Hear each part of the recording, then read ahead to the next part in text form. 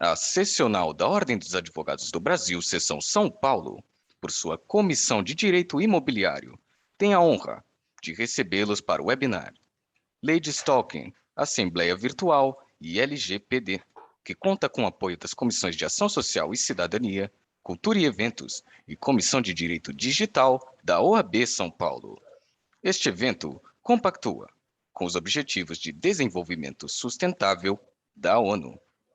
Agradecemos e saudamos as autoridades que compõem essa mesa virtual, os participantes e todos aqueles que contribuíram com a campanha do agasalho.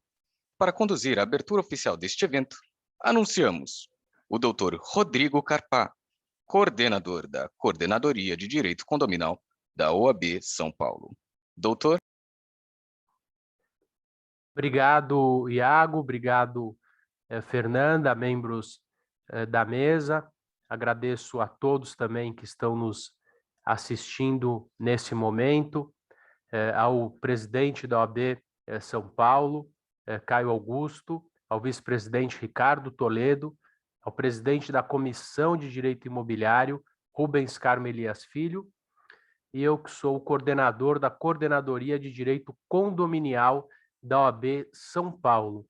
Hoje tenho aí ajustado as palestras para trazer sempre para todos vocês as maiores autoridades, e hoje a missão de painelista é minha. Então, hoje nós vamos falar de assuntos de extrema importância para a seara condominial e assuntos que ainda não têm definição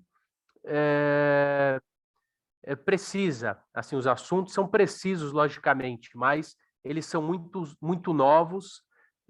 Nós temos uma parca doutrina sobre o tema, e como, plagiando o meu amigo Gustavo Camacho, nós estamos fazendo história, porque a lei de stalking é nova, a Assembleia Virtual é nova e a LGPD é nova dentro dos condomínios. Então, o que a gente vai discutir aqui hoje, com certeza não vai ser o que será discutido daqui a um ano, mas nós temos que, nesse momento, ter as diretrizes de atuação, as diretrizes para que possamos seguir o nosso trabalho como gestores, como síndicos e como advogados militantes na área condominial.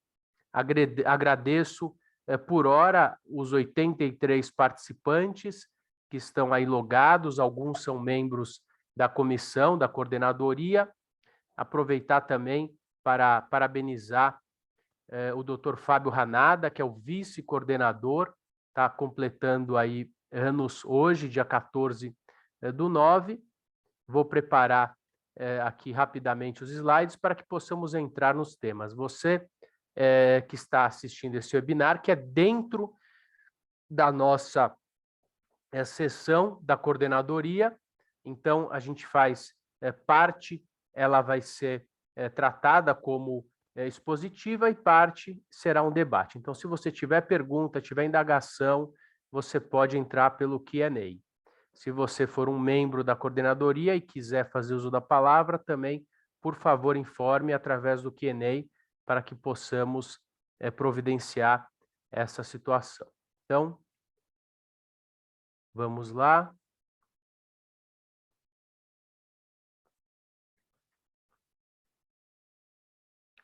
Vamos lá, então. Então, vamos começar com a lei de stalking, que ela é muito nova. Inclusive, já tivemos aí casos dentro dos condomínios que se enquadram na legislação de stalking. Então, essa lei, ela alterou o Código Penal, é uma lei a lei 14.132, de 31 de março de 2021, ou seja, extremamente recente, e ela faz o quê? Ela insere, através da legislação, da lei, altera o nosso Código Penal, inserindo o artigo 147-A, que é o quê? Perseguir alguém reiteradamente ou por qualquer meio. Então, vamos já procurar realizar análise do que está sendo dito.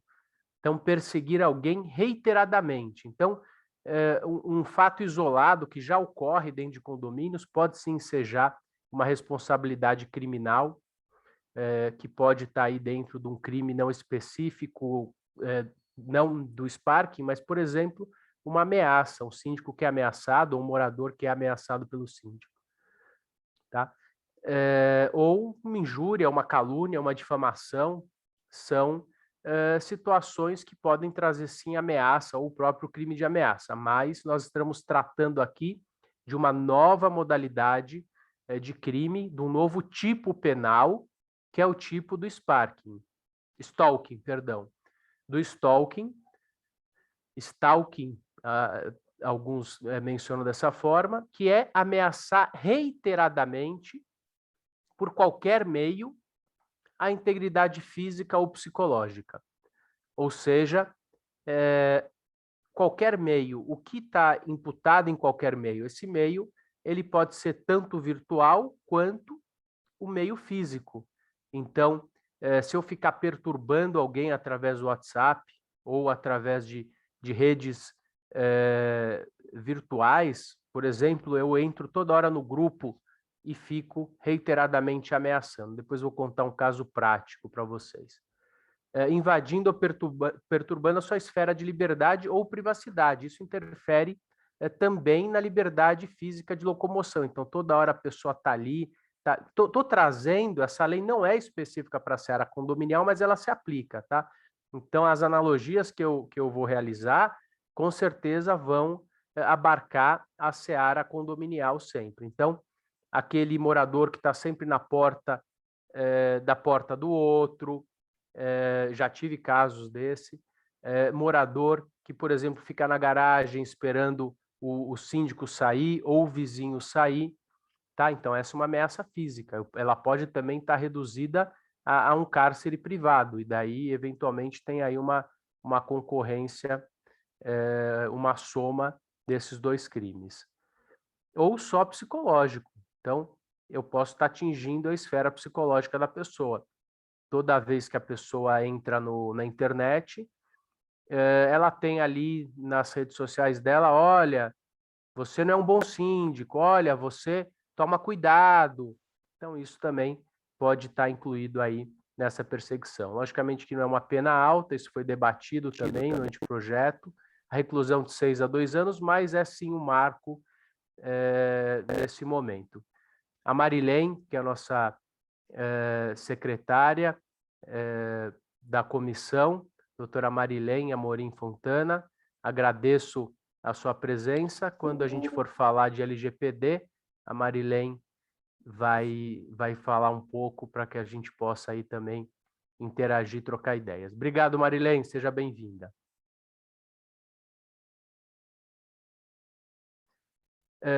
Lembrando que essa... Como é que vai? Tudo bem? Tá me escutando, Marilene? Está cortando um pouco o seu áudio. Não sei se você está com estabilidade na internet.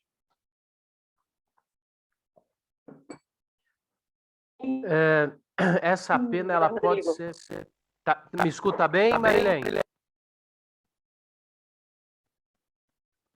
Bom, a gente volta a falar, Marilene, vou dar sequência aqui.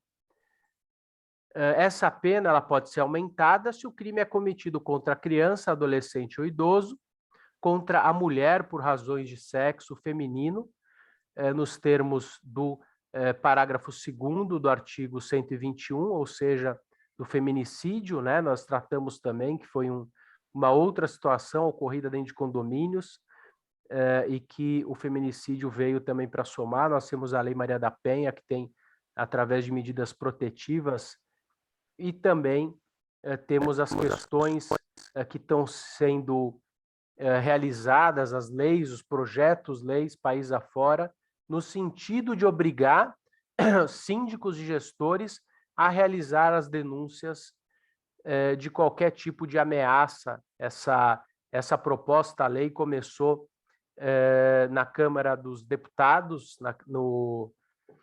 um deputado federal, não vou lembrar o nome, apesar de, perdão, um senador, inclusive eu tive com ele em alguma live, me foge, perdão, peço escusas, já me foge o nome do senador, se alguém souber, coloca aqui, em função de um caso pessoal que ele teve, da filha dele, que foi assassinada, e ele propôs esse PL, que está tramitando no Congresso, mas que reverberou nas câmaras dos vereadores e nas assembleias legislativas no Estado, em todos os estados, e alguns deles já aprovados. Eu sei que em Campinas foi aprovado, em algumas cidades do Nordeste, aonde fica o síndico e o condomínio obrigado a denunciar qualquer tipo de violência.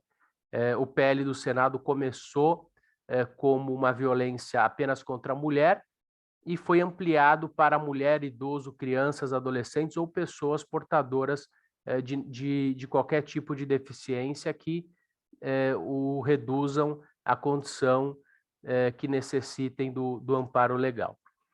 Continuando o artigo 147-A, que inseriu a lei de stalking no Código Penal brasileiro, estávamos falando dos preceitos de aumento de pena, e parei aqui contra a mulher, mediante concurso de 2 ou mais pessoas ou com emprego de arma de fogo. Então, as penas são aplicadas sem prejuízo das correspondentes à violência. Então, se eu tiver um crime de ameaça, vai ser somado com o crime de ameaça. Eu posso ter concurso de pessoas e o concurso de crimes também. Só se procede mediante representação, o crime de esparque. Então, não é algo que o Estado vai buscar para saber se está acontecendo. Então, o particular, ele tem que ir até a delegacia e representar ou diretamente no fórum.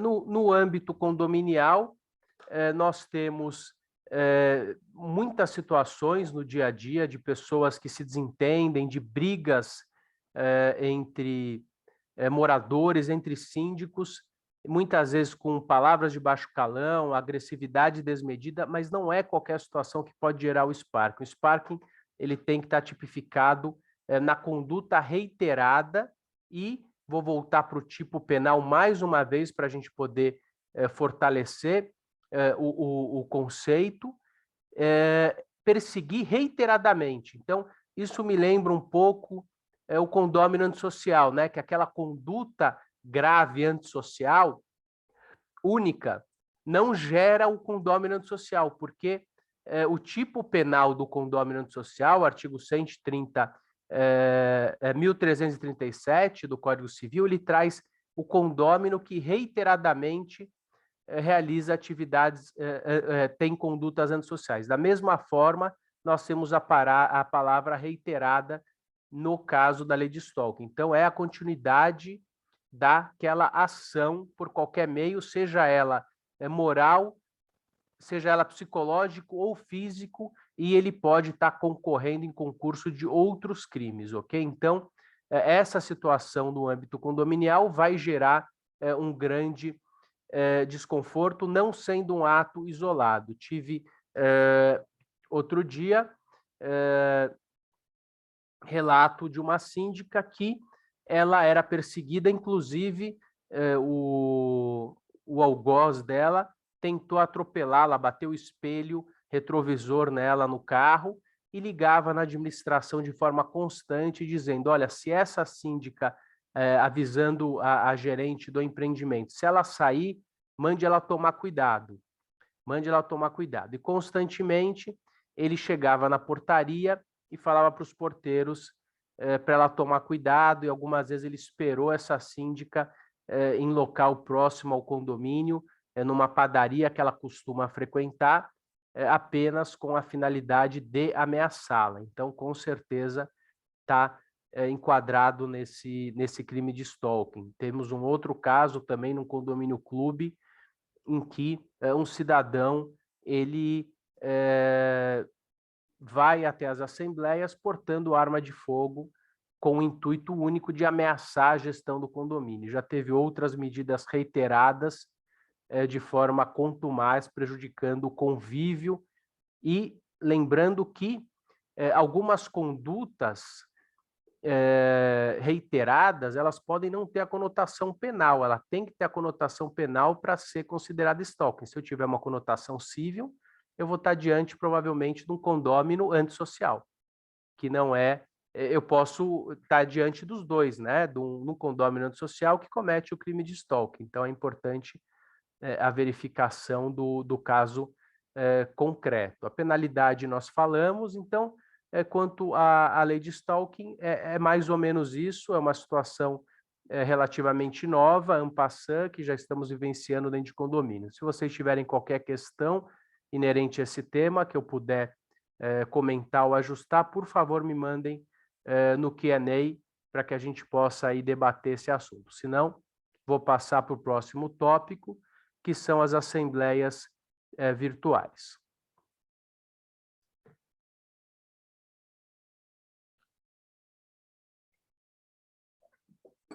Dá um minutinho só, vamos ver se alguém vai postar alguma pergunta, pode estar digitando. Vamos falar um pouco das assembleias virtuais, então, pessoal. Essas assembleias virtuais que têm trazido aí uma facilidade de gestão. Confesso que inicialmente também fui averso à realização de assembleias virtuais, não por ser contrário, mas por conta da não previsibilidade legal da realização de assembleias virtuais. Não obstante a lei civil na questão do direito privado e mais precisamente na convenção pudesse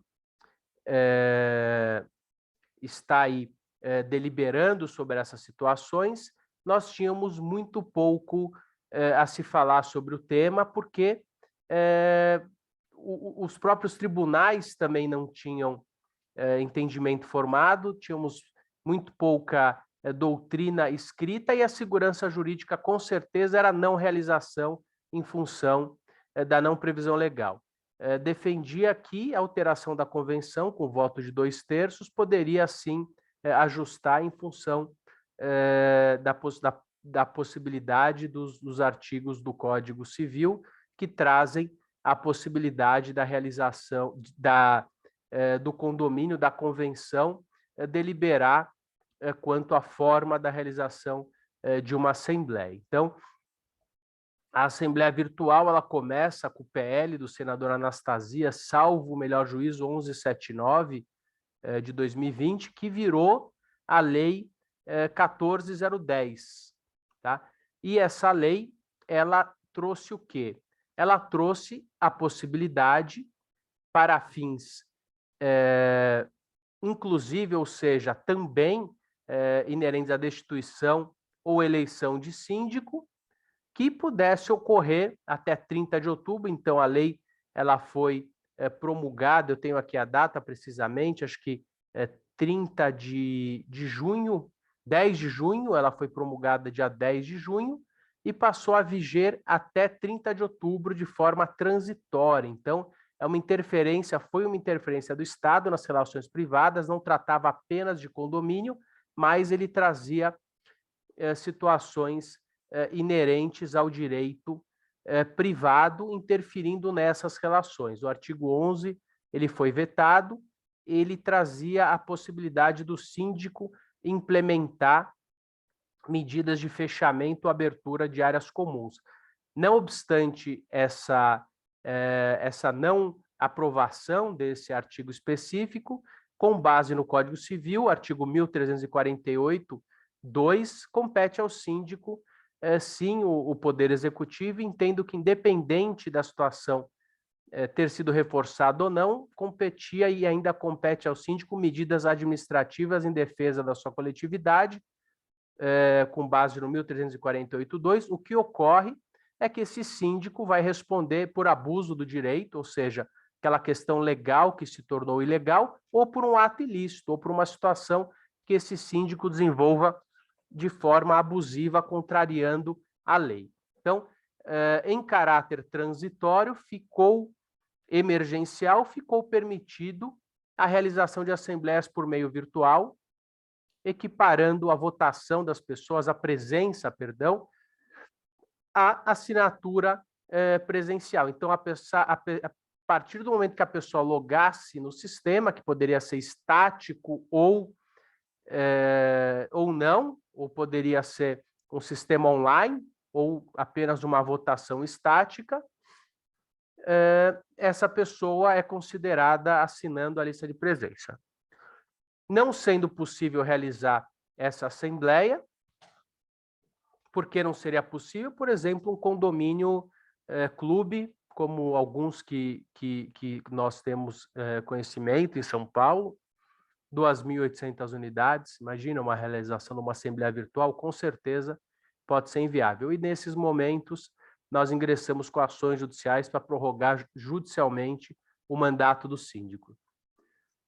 Esse síndico ficou atrelado à prestação de contas. Então, por que eu estou trazendo uma lei que não está mais em vigência? Primeiro, porque a doutrina e a jurisprudência têm utilizado a legislação, a 14.010, como base, então, dizendo que ela traz uma abertura de possibilidade, e apesar de que o prazo legal ocorreu até 30 de outubro, ele abriu a possibilidade da realização de assembleias virtuais pelos motivos que eu vou trazer agora para vocês. Tá?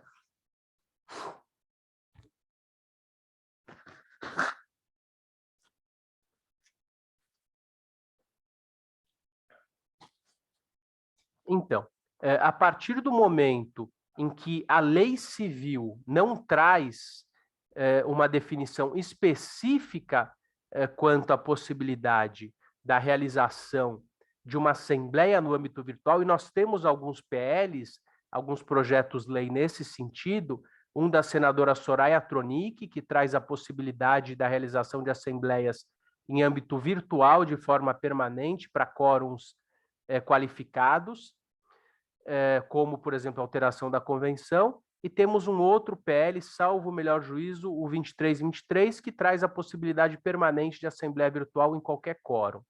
Tá? Não obstante esses PLs, hoje, por que eu posso implementar uma assembleia virtual? Com base na Lei de Introdução às Normas do Direito Brasileiro, tá?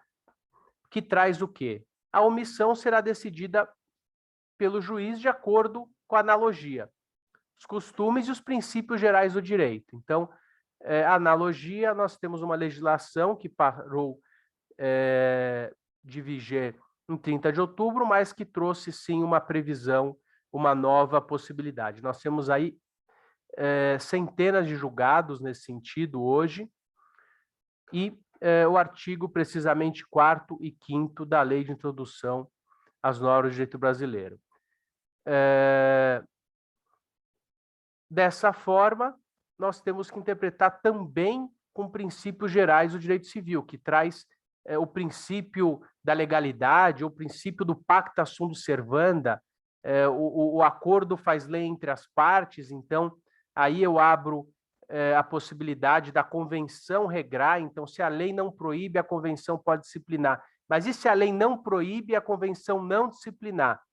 Eu passo para uma premissa maior, que é o princípio da legalidade, que é permitido ao particular realizar tudo que a lei não proíbe. Então, a lei não tem qualquer impedimento quanto à realização da Assembleia, então, em tese, eu posso realizar. Logicamente que o mais sensato é trazer essa forma à convenção, ao regimento interno, para que a gente possa minimizar as questões inerentes à anulação desses atos. Então, num primeiro momento, a barreira, e como disse aí, plagiando o meu amigo Gustavo Camacho, nós estamos fazendo história, porque num primeiro momento, nós estávamos, há 6 meses atrás, talvez um pouco mais, discutindo se poderíamos realizar ou não essas assembleias virtuais. Hoje nós estamos discutindo como realizar essas assembleias virtuais. E pode ser que daqui a 6 meses isso já esteja ultrapassado também por uma legislação. Mas nesse meio tempo, nós precisamos ter legalidade a tudo aquilo que tem sido realizado dentro dos condomínios inerentes, principalmente a uma assembleia. Então, uma anulação de uma assembleia pode ser um grande prejuízo à massa condominial. Então, apenas refrescando o que eu acabei de dizer, é possível sim a realização de uma assembleia virtual, mesmo após o término de vigência da 14.010, que foi a lei transitória que trouxe pela primeira vez no direito brasileiro, no direito civil brasileiro, a possibilidade de assembleia virtual, com base nos princípios norteadores do direito civil, que não é expressamente proibido, é implicitamente permitido, com base na analogia, na lei de introdução às normas do direito brasileiro, e sempre mais saudável se a gente puder regrar. Essas assembleias virtuais, muitas vezes foram seguidas as diretrizes das leis de SA, inclusive trazida pelo ilustre Nascimento e Franco, ou seja, muitas vezes o direito condominial, direito civil, ele se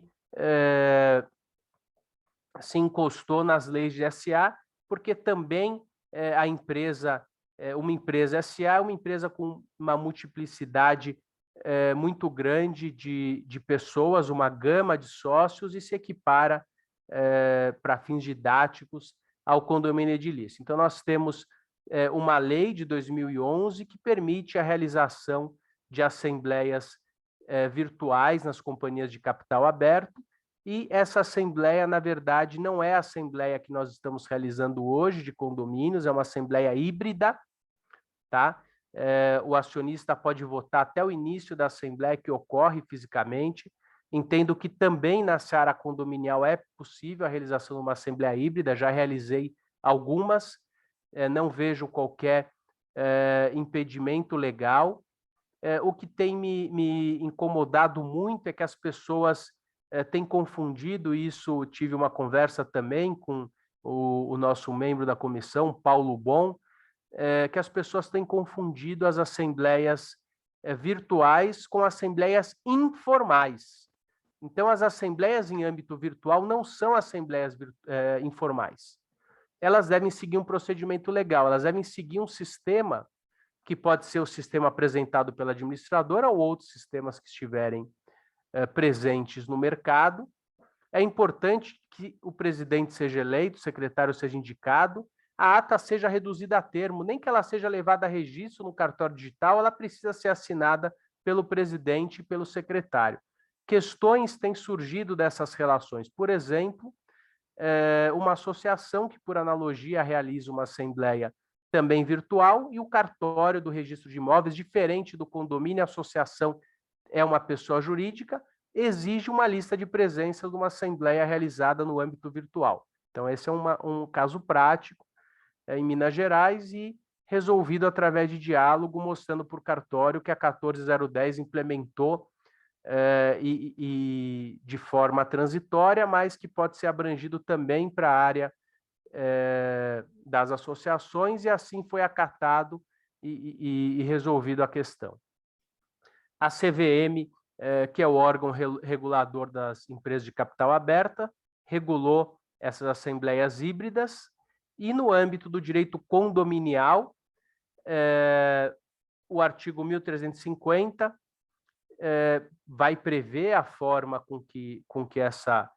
ele pode prever a forma com que essa eleição vai ocorrer, tá? Vou fazer aqui a leitura rapidamente, espero que vocês estejam aproveitando. Convocará o síndico anualmente, reunião de assembleia de condôminos na forma prevista na convenção, ou seja, como essa assembleia é convocada na forma prevista na convenção, tá? Então, quem vai definir a forma de convocação é a convenção. E nós temos também outros artigos, como o próprio 1331, 1332, que trazem o que podem constar daquela convenção de condomínio, tá?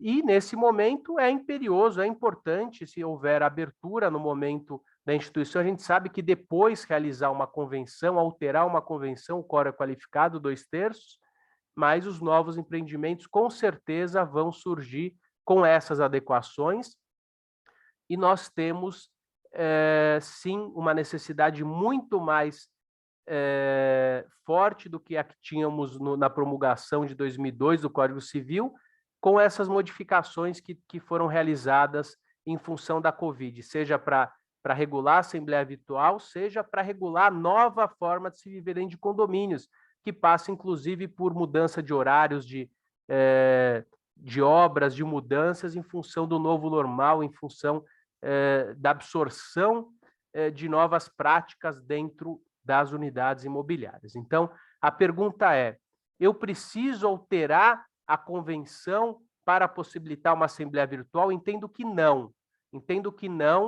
com base na doutrina e na jurisprudência. O condomínio pode, sim, convocar, desde que siga as formalidades legais. Logicamente que, se o condomínio puder trazer dentro do seu bojo a forma de convocação e a forma da regulação, estaria aí num cenário muito mais protetivo e perfeito, ok? Então, nesse sentido, aqui eu trago alguns julgados nesse sentido e vou rapidamente fazer a leitura de um julgado do TJ São Paulo nesse sentido. A constituição de quadro diretivo e eleição de síndico competem exclusivamente à Assembleia de Condôminos, órgão máximo e soberano. Possibilidade da realização de assembleia por meio virtual, cuja convocação, aliás, está dentre os deveres conferidos ao síndico. Manutenção dessa condição de administrador provisório tão somente para que convoque a Assembleia Extraordinária de Condôminos de modo remoto e observadas as previsões legais até que se ultimem as deliberações visando nomeação de novo síndico. Tá? Então, o caso concreto, o síndico que não está mais representando o condomínio, o subsíndico ele assume interinamente com a função de convocar e pode ser realizada por meio virtual, sem qualquer prejuízo, independente do momento pandêmico ou não, ok? Algumas questões quanto à realização dessa assembleia. Aviso sobre a realização em ambiente virtual, dar ciência da pauta a ser votada. Então, a gente pode fazer, por exemplo, por um sistema estático. O que seria um sistema estático? Alguns programas, você entra no ambiente virtual, você vê a pauta, você vota na pauta, você vê a pauta, você manda as perguntas em um dia, no dia seguinte ou 2 dias depois, você requisita documentos, você vota. Essa é uma assembleia estática. Uma assembleia online é a que nós temos realizado com mais constância, é aquela em que tudo ocorre de forma ao vivo. Tá? E também tem a possibilidade dessa assembleia ocorrer de forma híbrida. Então, parte lá no condomínio e parte dentro de casa. Daí eu preciso de um computador, eu preciso computar votos, e sempre primando pela transparência e pela auditoria dos processos, dos procedimentos. Lembrando que não adianta eu gravar uma assembleia via Zoom e depois mandar, com problema judicial, mandar o pendrive para o judiciário, subir 10 horas de gravação. É importante a realização do resumo daquela assembleia, reduzir a termo aquela situação, pegar a assinatura do presidente e do secretário. Então, questões importantes, aviso sobre a realização da assembleia em ambiente virtual, trazer o caminho, conseguir identificar quem são as pessoas. Por vídeo é muito mais fácil, mas é importante o gestor, é importante que as pessoas sejam devidamente logadas. Eu preciso de um certificado digital? Não necessariamente. E se a pessoa se passar por outro, inclusive existe aí um crime de falsidade ideológica. Da ciência à pauta, então as pessoas precisam receber o edital, precisam receber o caminho, explicar como será o andamento da reunião. É importante que o gerente da administradora ou o advogado faça isso. Ensinar, se for o caso, as pessoas como elas devem comparecer, criar um tutorial nesse sentido, tá?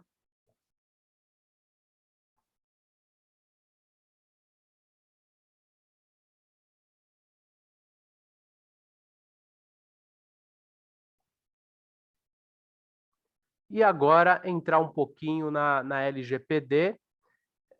Vou fazer uma introdução, vou passar a palavra para a Marilene e a gente vai debater um pouquinho. Então, essa LGPD, que foi inspirada GDPR, tá? Que é a General Data Protection Regulation, aprovada e validada pela União Europeia, que vai estabelecer aí padrões de proteção de dados pessoais, com destaque à proteção dos dados sensíveis, ok? Ele, no Brasil, passa a ser um marco regulatório, ele foi sancionado em 2018, ele não é específico para a seara condominial, mas entendo que ela aplica-se sim, inclusive já temos aí a doutrina nesse sentido. Inicialmente, como de mais uma vez plagiando Gustavo Camacho, estamos fazendo história, porque há um ano atrás os advogados da área discutiam a não aplicação da LGPD em âmbito condominial. Fui um defensor de aplicação, eu e mais diversos advogados, e hoje nós temos aí essa possibilidade, nós temos esse enquadramento da lei de LGPD dentro dos condomínios. A questão é como essa legislação ela vai funcionar dentro dos condomínios, né? Porque existem, com certeza, muitas dúvidas e muitas nuances, uma vez que ela não foi desenvolvida especificamente para dentro de condomínios. Aqui eu tenho uma imagem que eu costumo passar muitas vezes nas minhas aulas, a título exemplificativo, logicamente preservando a imagem das pessoas, é um caso de um condomínio antissocial, esse caso foi resolvido, é um caso prático, mas ele expõe a imagem da pessoa, mesmo que ele não traz a cara da pessoa, e a primeira pergunta que nós tivemos sobre a LGPD é se ela aplicava-se sobre imagens. Então, entendo que sim, que com certeza ela aplica. Então, esse marco regulatório da 13709, ela é uma abrangência com certeza internacional, deve proteger os dados das pessoas. E o que são esses dados das pessoas no âmbito condominial? Então, são todas as informações pessoais que as pessoas que vão ser armazenados por terceiros para classificar, acessar, produzir, transmitir qualquer situação. Eu vou passar um pouco mais rápido para que a Marilene possa esmiuçar um pouco mais essas questões, tá, Marilene? Vou passar de forma mais genérica. Dentro do condomínio, nós temos essa relação na coleta de dados, a partir do momento que a pessoa se cadastra numa portaria, e já tive caso prático de onde a pessoa entrou e saiu e falou assim, eu não quero que o meu dado fique armazenado. Será que isso é possível? Não sei, vou conversar com a Marilene, eu tenho dúvida, porque o objetivo se o dado é utilizado para o fim que ele se destina e preservado ali internamente, entendo que sim. Diferente de um caso de mudança, estou me desligando do prédio, a partir de amanhã eu não quero meus dados com vocês, eu acho que muda de figura. Classificação do cadastro, acesso dos dados do indivíduo para liberar entrada e saída, atualização do cadastro do visitante. Por exemplo, o visitante que sai, ele pode requerer a retirada dos dados? Realização de cópia de segurança dos cadastros de armazenamento de dados e imagens. O próprio livro de reclamações usado de forma inadvertida pode atentar contra a LGPD. Eliminação de cadastro antigo. Quais são os dados protegidos? Esses dados são aqueles que são pessoais, tratados no âmbito, no nosso caso, condominial, RG, CPF, passaporte, carteira de motorista, endereço, foto, telefone, celular, e-mail. E nós tivemos um caso emblemático da construtora, de uma grande construtora, inclusive que foi reformado em segunda instância, que foi conhecido como o primeiro caso de LGPD do Brasil, aonde a construtora, em tese, compartilhou dados com empresas prestadoras de serviços e foi condenada em primeira instância, e essa sentença foi reformada. Não sei se a Marilene também vai falar sobre isso. Os dados pessoais protegidos, então, não vale apenas para informações online, em servidores, mas também armazenados em arquivos, fichas e livros de registros. O titular ele tem o direito de não ter os seus dados divulgados ou usados além da finalidade em que ele se destina.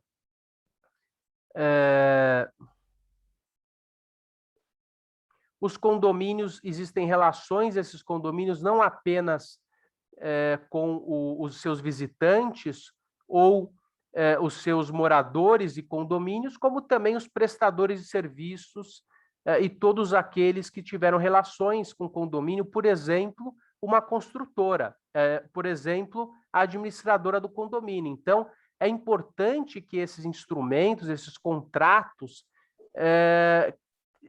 sejam adequados e constem cláusulas de quem vai usar a informação, como ela vai ser usada e que ela vai ser protegida, porque, eventualmente, o condomínio que tem envia dados para a administradora e essa administradora vaza dados para terceiros, ela pode ser considerada, nos termos LGPD, como um responsável, sim, pela disseminação de dados de forma irregular e errônea, trazendo aí prejuízo para a massa. As penalidades com base nas empresas, lembrando que a LGPD atinge empresas, atinge pessoas físicas, chega a 2% do faturamento em empresas, acho que o valor limite são 50 milhões, então não temos uma condenação de um condomínio, mas, por analogia, podemos imaginar uma arrecadação e uma multa de 2% que possa aí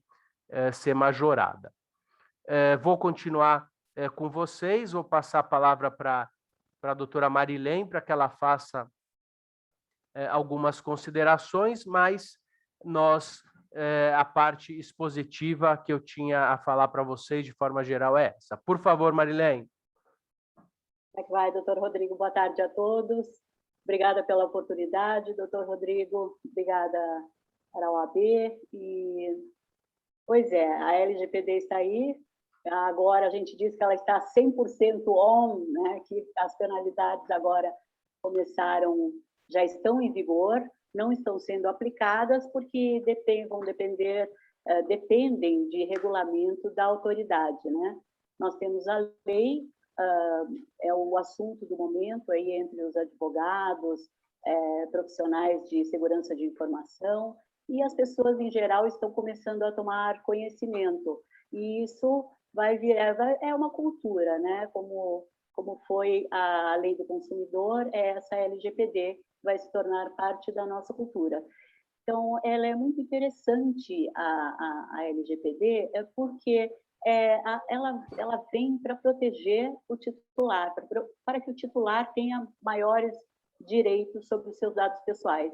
E quem trata esses dados pessoais, na prática, ele tem que poder responder uma pergunta: para que você quer isso? Ele podendo responder essa pergunta, tanto a empresa, quanto o condomínio, quanto aquele profissional liberal que trata dados pessoais, podendo responder essa pergunta, para que ele quer esse dado, ok, está tudo ok. Não é uma lei que veio para bloquear os negócios, não é uma lei que veio para dificultar as relações comerciais, muito pelo contrário, veio para facilitar.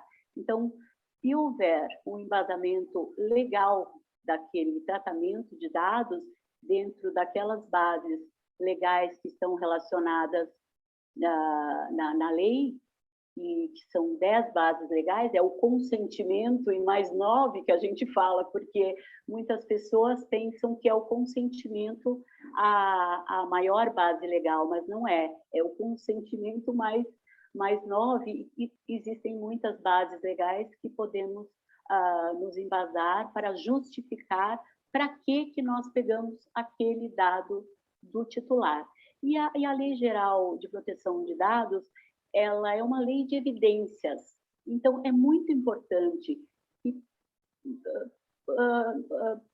por o mínimo que a pessoa faça, ou que a empresa faça, ou que o condomínio faça, que aquela pessoa, aquele profissional liberal faça, o mínimo de providências que ele toma, então ele demonstre, ele gere evidências daquilo, tomou cuidado com alguma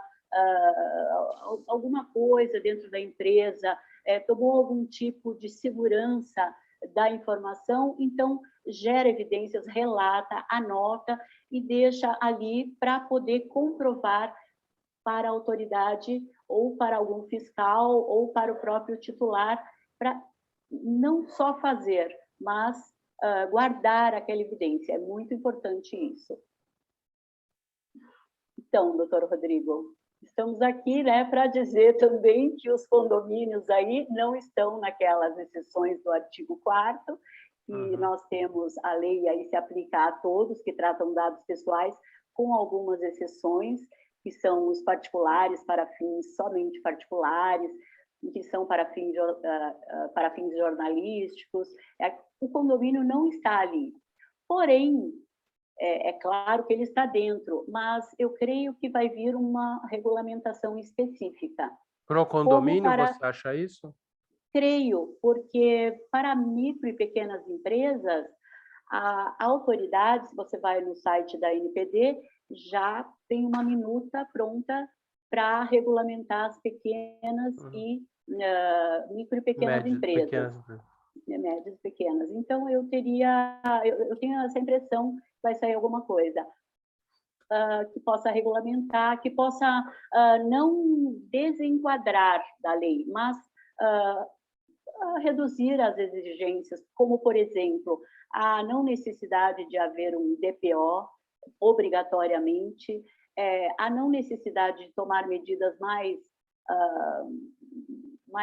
rígidas de proteção, então, algumas coisas mais leves, justamente pela condição do condomínio. Agora, nós estamos falando em condomínios pequenos, estamos falando em condomínios médios e grandes, que são praticamente, né, cidades. Então, isso vai depender também do tamanho.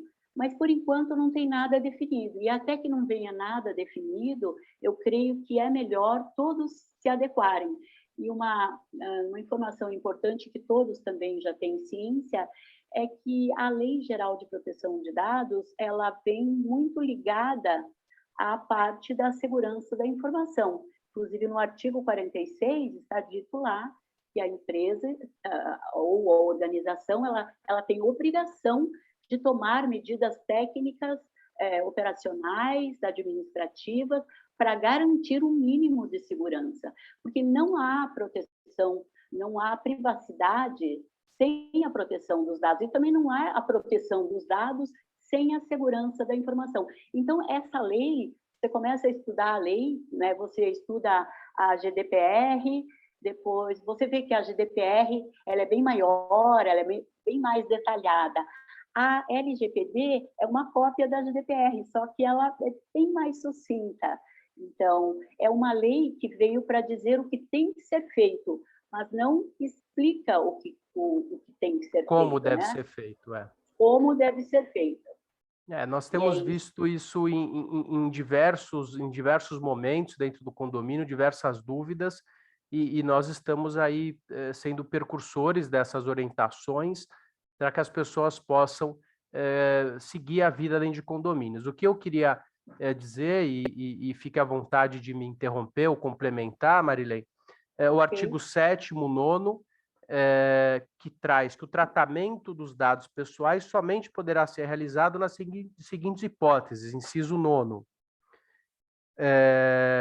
Quando necessário para atender os interesses legítimos do controlador ou de terceiros, exceto no caso que prevaleçam direitos e liberdades fundamentais que exijam a proteção dos dados. Então, assim, o que pode ser coletado? Então, artigo 7º, inciso 9º, que é aquele que, para o fim que se destina. Então, qualquer outro dado eu preciso de autorização. Então, vamos lá. Eu posso exigir na portaria os dados? Posso, porque é segurança, é o fim que se destina. Eu posso exigir para que a pessoa entre dentro do condomínio que ela tenha uma carta do proprietário, que ela é o inquilino, ou uma autorização prévia de visita? Sim, porque é o fim que se destina. Tá? Qualquer outra situação precisa ser negociada. Alguns termos técnicos que são importantes também e que muitas vezes podem passar desapercebidos ou confundidos. Então, quem é o controlador? Fala assim, controlador. Então, o condomínio é o controlador, ele que envia os dados às administradoras, a terceiros, ele controla aquelas informações inerentes ao exercício da sua atividade. Não seria uma atividade, não comercial, mas é da sua atividade. E quem é o operador desses dados? Algumas vezes o condomínio pode operar, mas via de regra, a administradora, um terceiro, né? E lembrando que existe um artigo de solidariedade do operador com o controlador no caso de problemas aí, vazamento de dados. E nós temos a figura, vejo algumas associações e algumas pessoas dizendo que esse DPO, né, que é o encarregado dos dados pessoais, se ele tem que ou não existir dentro de condomínios, quero te passar a palavra, mas se ele existir dentro do condomínio, ele com certeza vai ser o síndico, o subsíndico, um membro aí do conselho. Algum comentário quanto a isso, Marilene? Sim, você falou do legítimo interesse, né? Esse legítimo interesse é bem delicado quando você vai basear uma coleta de dados no legítimo interesse. Você tem que justificar, você tem que fazer uma coisa que se chama LIA, que é o Legitimate Interest Assessment. Então, você vai justificar de forma mais forte porque você quer, porque legítimo interesse é uma coisa muito genérica, né? Então, e quem justifica? É o DPO? É justamente o controlador. Porque controlador. o DPO ou DPO, né? Porque as pessoas falam DPO ou DPO, mas vamos falar DPO. Ele vai auditar esse processo todo? O DPO, ele é aquela ligação ali, ele vai observar tudo que está acontecendo naquela... Não importa se ele seja DPO do local ou um DPO terceirizado, que a gente chama de as a service. Então, ele trabalha para várias empresas, ele vai cuidar de como está fluindo a LGPD naquele local e ele vai ser também uma ponte entre a autoridade e aquele local, né? O condomínio tem que ter um DPO, você acha? Pois pela legislação? Até que se diga. Em contrário, sim, né? E esse DPO, que você me perguntou se eu queria fazer alguma parte, ele não pode ter conflito de interesse, tá? Então, ele não poderia ser o síndico. Justamente. Mesma coisa que numa organização, você pegar o chefe de TI como DPO, não dá, porque ele mesmo vai encobrir as falhas e tal. Então, o síndico, teoricamente, por 2 motivos, eu acredito que não seria interessante ele ser DPO. Porque o síndico, ele está à frente, então ele tem interesse, ele não tem muito interesse em ficar... há um conflito, né? Não tem muito interesse em... ele administra aquela organização, então há esse conflito, ele não tem interesse em ficar colocando falhas para serem melhoradas, e ele mesmo analisar, e ele mesmo ordenar, e ele mesmo corrigir, então não seria interessante. E pelo segundo motivo, que o síndico ele acaba sendo... É transitório o cargo, né? Uma hora ele está, outra hora não está, pode ser síndico profissional, amanhã ele não está, então eu creio que seria melhor ou uma pessoa do conselho ou uma pessoa moradora normal. Ou terceirizado, eventualmente. Terceirizado. O que é importante também a gente mencionar, Marilene, é que o síndico pode buscar uma consultoria dentro do escritório de advocacia ou uma consultoria externa especializada para implementação de políticas e adequações de LGPD. Então, isso pode ser feito. E é importante também uma conscientização no ambiente condominial através das assembleias, através de circulares, porque isso também é muito novo e vai impactar na vida de todos aqueles que moram ou que utilizam, que é uma massa gigantesca dentro dos condomínios. Perfeito, doutor Rodrigo. A conscientização é fundamental, porque de nada adianta regras políticas dentro do condomínio. É lógico que é fundamental termos ótimas políticas, tanto política de privacidade, que vai estar todos vão visualizar, quanto às políticas de segurança de informação que são internas, que não é aberto ao público. Então, não adianta ter ótimas políticas se não existir essa consciência por parte tanto de moradores, quanto do próprio síndico, como o corpo diretivo, quanto empregados, né? Existem os empregados do condomínio também, né? E por fim, Marilene, mas não menos importante, a readequação dos contratos, assim como a gente passou para o compliance, aquelas cláusulas básicas e genéricas de práticas de compliance, existem cláusulas já circulando aí no mercado, desenvolvidas para o âmbito do LGPD, que podem ser atualizadas e devem, para eximir responsabilidade também do condomínio, quem é o controlador, o que os dados podem. Então, eu posso aditar, por exemplo, um contrato com a administradora, inserindo que os dados não podem ser divulgados para outra finalidade que não seja a destinação de emissão de boletos, para o fim que se destina, não podem servir para publicidade, salvo expressamente autorizado. Logicamente que é muito novo, vai ter uma maturação, mas esse é o caminho. Uma outra situação, que é o que a gente mencionou no começo, e vou só reforçar, que é o circuito fechado de TV, o CFTV, que nós já orientávamos que essas imagens não são imagens públicas, então, mais uma vez, isso precisa ficar muito claro, então, aquelas plaquinhas também podem ser atualizadas, as pessoas precisam entender que as imagens dentro do condomínio, eles podem identificar com certeza uma batida de carro, mas elas não podem ser distribuídas. A informação ali, ela precisa atender à finalidade que se destina, que é trazer segurança e não realizar ali um controle da vida das pessoas. O fim que se destina é, por exemplo, a aplicação de multas dentro do condomínio para preservar a ordem, é a finalidade de segurança, mas não a finalidade para saber que horas a empregada entrou, se o marido saiu, se a esposa saiu. Então, fugindo da finalidade, isso pode reverberar aí de forma negativa. Então, eu acho que é isso. Chegando ao final, vou aproveitar o momento e agradecer os membros da comissão que estão logados, outros advogados também, a doutora Amanda Cioli está aqui logada, André Campelo, doutor Carlos Quinta,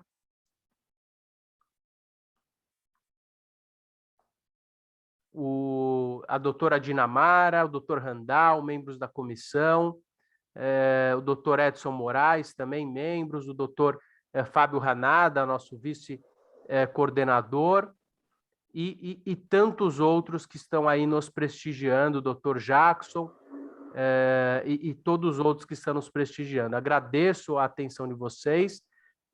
Vamos responder algumas perguntas. Vou passar antes a Marilene para as considerações finais.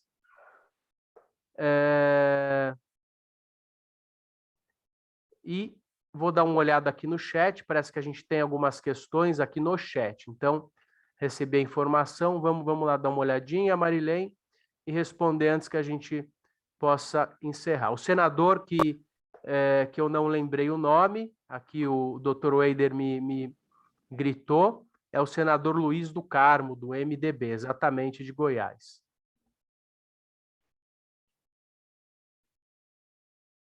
No meu condomínio tem 3 moradores que insistem de maneira incisiva para que a síndica e conselho as atendam em reunião presencial com a alegação de que querem falar sobre a economia do condomínio. Por diversas vezes solicitei que as colaborações sejam feitas por e-mail, as mesmas incitem em reunião, vindo até a administração por várias vezes insistir no que foi informado. Isso é considerado stalking? Entendo que não. Compete ao síndico prestar contas anualmente sempre que solicitado, e faz parte do nosso dia a dia se reunir com os condôminos, por mais que algumas vezes o síndico possa ser mais prático do que aqueles que estão solicitando, algumas vezes nós temos aí que ir até a administração explicar. Se a síndica se sentir desconfortável, ela chama uma assembleia, explica isso numa assembleia. Assembleias híbridas são regulares? Entendo que sim. Elas podem ser realizadas, o importante é que elas atendam o anseio daquela coletividade e exista aí a comprovação de auditoria da convocação de todos, seja reduzida a termo, eleito presidente. A condução de uma assembleia híbrida é mais complexa, mas é possível sim. Marilene, quiser fazer alguma ressalva no que eu estou falando, é só me interromper. Na LGPD, tive uma situação, hoje, passar dados às autoridades como policiais até de uma moradora inquilina. Então, eu tenho insistido que até mesmo um dado, por exemplo, uma filmagem dentro de um condomínio, ele é um dado que ele é protegido. Independente, mesmo anteriormente à LGPD, a autoridade policial, ela pode requisitar, nós temos aí a supremacia do direito público sobre o privado e, vamos lá, a finalidade da polícia é o fim que ela se destina. Aquela informação, ela, em tese, né, Marilene, até que se prove o contrário, está alinhada. Mas, independente de LGPD, para quem está solicitando, entendo que é salutar um documento formal, inclusive da autoridade policial, para requisitar aquelas imagens.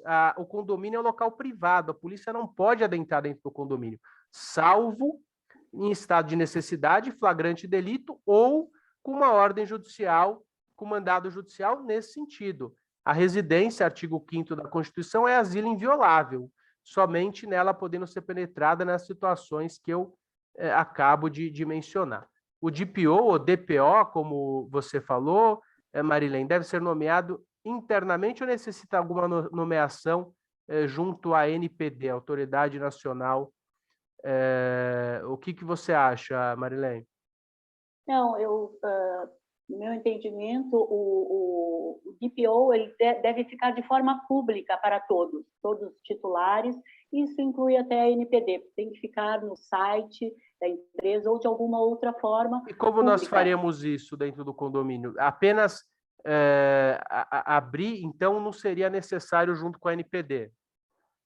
Não, não seria, né? Nomear alguém, deixar isso de forma pública a partir de hoje, essa pessoa. O ideal dentro do condomínio, antes de nomear um DPO, é ter um comitê de privacidade. Aqui o nosso tempo é curto, então não dá para falar em tudo, mas existe. O primeiro passo é a conscientização que você falou, depois a nomeação de um comitê com várias pessoas. Sem que passe por uma autoridade nacional. Não precisa. De proteção de dados, ok. Não, a nomeação, a tornar público que é aquela pessoa, mas esse DPO pode ser até o próprio comitê, ou depois só uma pessoa, porque ali no condomínio é um pouco diferenciado. Então, isso seria o ideal fazer dessa forma. Então. Perfeito. Sem nenhuma formalidade maior, né? Só dar ciência a todos e colocar nas políticas, né? Dentro do condomínio, aquela pessoa é o DPO, e deixar também isso claro no canal com o titular. Precisa ver qual é o canal que o condomínio vai estabelecer para falar com o titular, para que o titular possa perguntar. Então, não importa que seja um canal ou eletrônico, ou seja alguma coisa escrita num papel, numa placa, mas existe aquela forma de comunicação, e aí vai estar ali quem é o DPO. Perfeito. Para alteração da titularidade da administradora ou síndico, solicitam cópia da transferência da titularidade, contrato, matrícula, mas alguns moradores com base estão negando, alegando somente ser devida à mera declaração de propriedade. Então, depende o fim que se destina, uma finalidade. O registro imobiliário, ele é público, né? Então, se a administradora está solicitando a matrícula para alteração, se é um documento público que pode ser tirado pelo RI, eu não entendo que é injustificado o condômino não autorizar. E assim, eu entendo que é o fim que se destina, porque se o cadastro não tiver regular, é em prejuízo, é em detrimento da própria sociedade. O encarregado de dados é necessário para um condomínio edilício para instituir o plano de implantação e proteção de dados, bem para o elo de ligação entre autoridades nacional de proteção de dados do edifício. Então, isso foi o que a Marilene falou. Eu tenho dúvida, ainda não tenho minha opinião formada, mas a princípio o que eu tenho visto é os condomínios caminhando uma procura cada vez maior por adequações de LGPD, uma preocupação não tão grande quanto o encarregado, mas em adequação, muito mais com receio das punições da lei do que com o funcionamento de uma empresa. Então, me parece que esse encarregado, essa autoridade nacional, ela vai funcionar mais para empresas maiores e o condomínio vai ter que ter apenas as regulamentações básicas. Mas, não obstante esses comentários, a gente precisa ver como vai caminhar e, eventualmente, pode sim ser necessário a figura do encarregado e, eventualmente, até conforme o próprio ouvinte mencionou para a gente pela autoridade nacional. A utilização de imagem do circuito interno pode ser utilizada em ações judiciais? Pode, já é utilizada, se for algo sigiloso, a parte pede que os autos não sejam, só sejam visualizados pelas partes, e se for essencial, você não vai juntar imagem desnecessária, e assim, algumas imagens o condomínio não vai te fornecer, você vai ter que solicitar via judicial, caso o juiz entenda que ela é pertinente para o curso daquele processo judicial, e pode caminhar em segredo de justiça, se for o caso. Tem uma pergunta: seria válido criar um acordo do condomínio e levar o registro no cartório? Entendo que a pergunta é inerente à LGPD. Eu entendo que não, porque a lei já traz o que deve ser feito, o que a gente vai fazer é esmiuçar o dia a dia, logicamente que vale discutir e vale registrar em ata e, eventualmente, até alterar o RI e a convenção. Não precisa ter um acordo em apartado. A alteração da ata da convenção já é o registro no cartório também. Agradeço a oportunidade,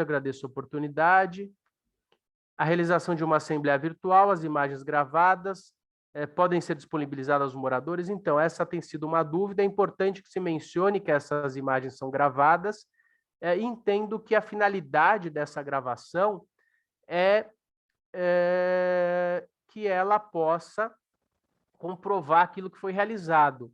E se um condômino, mas eu quero ver aquela imagem, assim, ele pode repartir aquela informação, ele pode usar isso contra aquelas pessoas, por mais que ela seja pública. Acho que, a princípio, o melhor é que essas imagens elas fiquem registradas por segurança na administradora do condomínio e que a ata seja reduzida. No caso de dúvida, ela pode ser requisitada formalmente ou via judicial. Da mesma forma, as imagens do circuito interno de TV. Então, assim, mas eu sou morador, eu posso ter as imagens na minha TV? Entendo que não, entendo que foge da finalidade. A disponibilidade das imagens vai de encontro com a LGPD? Entendo que não vai de encontro com a LGPD. Não obstante, os entendimentos dos tribunais sejam sempre no sentido de que as assembleias e as audiências públicas elas são abertas, eu posso fazer gravação delas de voz e, inclusive, utilizá-las em juízo, imagem, desde que eu seja o participante. Mas entendo que isso muda um pouco com a questão da LGPD. O DPO precisa ser votado em assembleia? Interessante. Então, em tese, não, né? Em tese, é uma questão que vai ser tratada no âmbito do projeto da LGPD. Não obstante, o condomínio possa, sim, sugestionar. O limite do condomínio é o interesse coletivo. Então, se aquele condomínio quiser levar, o corpo diretivo pode ser enquadrado por perseguir o condômino que posiciona contra? De forma alguma, de forma alguma. A quantidade de portarias virtuais vão de encontro com a LGPD? E muitas dúvidas com esse assunto? Então, a portaria virtual e a LGPD, a portaria virtual surge no mercado para redução de custos dentro dos condomínios e, com certeza, ela não se modifica tanto quanto uma portaria física. A questão é que os dados não estão apenas sendo manipulados pelo condomínio, estão sendo manipulados por uma empresa terceira. Então, é só asseverar essa relação, documentar e saber que vai ter o operador além do detentor daqueles dados. Pessoal, eu vou encerrar por aqui, em função do nosso horário. Se você não teve a sua pergunta respondida. Se quiser direcionar para o meu e-mail, vou colocar aqui para vocês, mas preciso respeitar o horário. Deixa eu ver se eu consigo compartilhar, vou colocar aqui no chat. Sim, vou compartilhar o meu e-mail. Se quiser compartilhar também, Marilene, tá bom? Para que vocês, se tiver qualquer dúvida.